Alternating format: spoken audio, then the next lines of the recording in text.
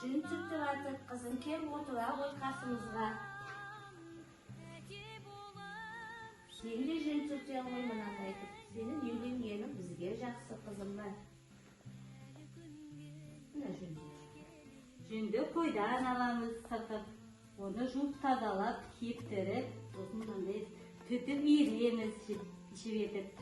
Жіп болғасын, мынандай етіп, тіндеп, бүйтіп орап аламыз да, орашма қызым, тоқманы бастай соңынан. Сосын жүнген әскейі тоқимыз мынандай. Жүнген көйтер жасаймыз, киіз басамыз. Бүйтіп нәскей тоқиды. Нәскей жылы аяққа, жылы болу үшін. Қолғап та жылы болсын қолымызға киеміз. Жіптен әртүрлі нәрсе тоқылады. Шәлі тоқылады, мальчика тоқылады, сосын жемпір тоқимыз. Мынандай разный цветтағы тағы міне тоқылады. Шарф тоқылады мынадан міне.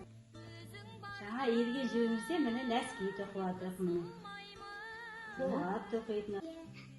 Мама, маған менде келеді. Иә, қызым қазір үйретемін міне. Бұлай етіп тоқиды міне.